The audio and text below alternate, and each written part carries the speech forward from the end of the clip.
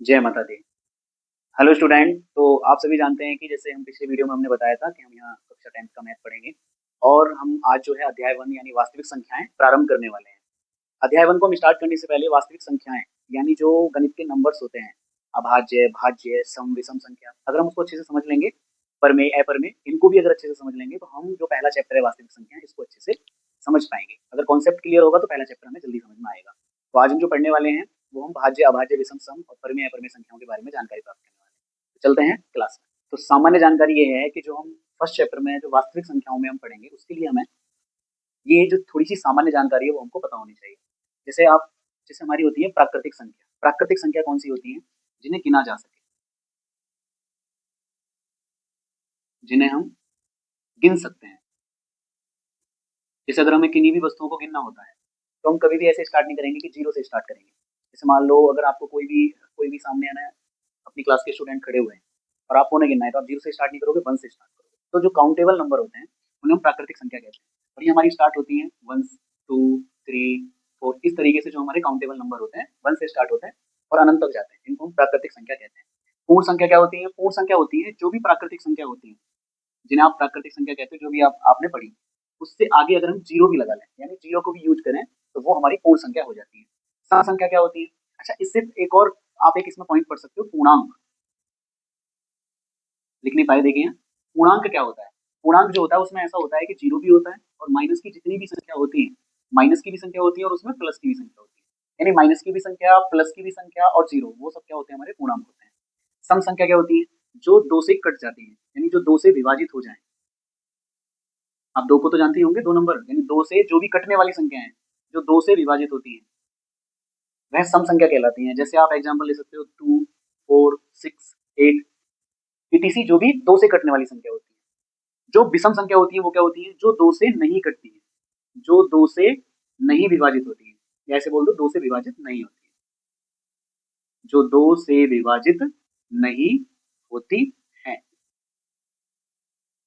उन्हें हम विषम संख्या कहते हैं। जैसे आप ले सकते हो one, three, five, seven, nine, इस तरीके से जो भी दो से ना कटती हो वो संख्या क्या कहलाती है? विषम संख्या कहलाती है। फिर होती है हमारी भाज्य संख्या। इसको हम इंग्लिश में कंपोजिट नंबर बोलते हैं। और एक होती है अभाज्य संख्या, जिनको हम प्राइम नंबर बोलते हैं। जो हमारे जो फर्स्ट एक्सरसाइज है उसमें है ना, भाज्य अभाज्य का आपको ज्ञान होना चाहिए, अभाज्य संख्याओं का ज्यादातर। तो भाज्य संख्या क्या होती है? वो होती है जो स्वयं के अलावा, जो स्वयं के अलावा अन्य संख्याओं से भी विभाजित होती है। अन्य संख्याओं से भी होती, स्वयं के अलावा। जैसे आप सपोज करो कि आपका फोर है, क्या है? फोर। वो टू से भी कटता है, फोर से भी कटता है।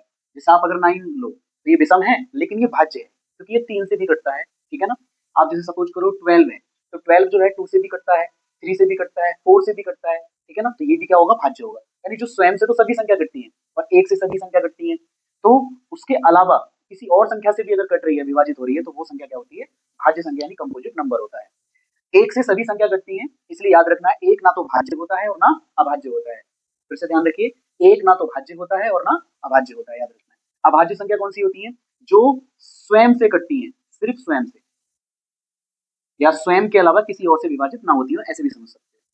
स्वयं के अलावा किसी अन्य संख्या से विभाजित ना हो, वो संख्या क्या कहलाती है? आपकी अभाज्य संख्या कहलाती है। अभाज्य संख्या जैसे आप समझ सकते हो, वन हमने बता दिया कि वन जो है, वन वो ना तो भाज्य है और ना ही अभाज्य है, याद रखना है, ठीक है। तो जैसे आपने टू ले लिया, टू, सपोज करो आपने टू लिया, तो यहाँ में से एग्जाम्पल हम इसको बता रहे थे तो इसको ब्लैक से लिख देते हैं। जैसे आपने मान लिया टू लिया, तो टू जो है वो सिर्फ स्वयं से कटता है, किसी और से नहीं कटता। आपने थ्री लिया, थ्री स्वयं से कटेगा, किसी और संख्या से नहीं कटेगा। आपने फाइव लिया, क्योंकि फोर लोगे तो वो टू से कट जाता है, स्वयं से भी कटता है, टू से भी कटता है। और फाइव जो है, फाइव स्वयं से कटता है। सिक्स लोगे तो वो टू से भी कटता है, थ्री से भी कटता है, तो वो भाज्य हो गया। सेवन, सेवन जो है वो स्वयं से ही कटता है, किसी और संख्या से नहीं कटता। इसी तरीके से और भी संख्या है, जैसे आपने एट नहीं ले सकते, नाइन नहीं ले सकते क्योंकि वो किसी और से कट जाता है, टेन भी नहीं ले सकते, इलेवन ले सकते हो। जैसे आपने इलेवन ले लिया, वो सिर्फ स्वयं से कटता है, किसी और से नहीं कटता। तो ये अभाज्य संख्याएं होती है। तो आपको ध्यान रखना है कि अभाज्य संख्या कौन सी होती है और भाज्य संख्या कौन सी होती है। तो आप बताएंगे एक जो है वो किस किस प्रकार की संख्या है इन सभी में से। एक जैसे मान लो सपोज करो मैंने 2 बोला, है ना? मैंने आपसे 1 पूछा इसलिए मैं उसका आंसर नहीं दूँगा, उसका आंसर आप कमेंट बॉक्स में लिखेंगे, ठीक है? जैसे मैंने 2 पूछा, तो 2 के लिए अगर मैं पूछूँगा तो आप उसे बता सकते हो कि वो प्राकृतिक संख्या भी है, वो पूर्ण संख्या भी है, वो सम संख्या भी है, वो भाज्य संख्या नहीं है, वो अभाज्य संख्या भी है। यानी 2 क्या हो गया? प्राकृतिक संख्या भी हो गया, पूर्ण संख्या भी हो गया और सम संख्या भी हो गया और अभाज्य संख्या भी हो गया। इसी तरीके से आप 1 के बारे में बताओगे कि 1 किस-किस प्रकार की संख्या है, ठीक है ना? तो ये हमारा कॉन्सेप्ट है, हम इससे आगे परमेय और अप्रमेय के बारे में जानेंगे, जो हमारे अध्याय 1 की 1.2 एक्सरसाइज के लिए बहुत ज़रूरी है, ठीक है? तो हम चलते हैं अब परमेय और अप्रमेय संख्या जानने। तो बहुत से छात्रों को परमेय और अप्रमेय संख्या के बीच में बहुत उलझन रहती है। तो अब सीखते हैं कि परमेय और अप्रमेय संख्या क्या होती है। जो परमेय संख्या होती है, उन परमेय संख्याओं को यानी रैशनल नंबर्स वो जिनको P बटे Q के रूप में लिखा जा सकता है। P बटे Q के रूप में लिखा जा सकता है।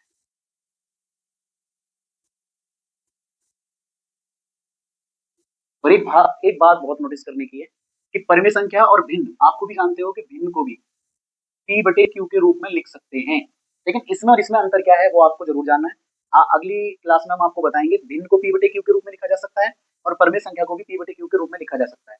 लेकिन इन दोनों में अंतर क्या है? क्योंकि प्रत्येक परमेय संख्या भिन्न नहीं हो सकती, लेकिन प्रत्येक भिन्न परमेय संख्या हो सकती है।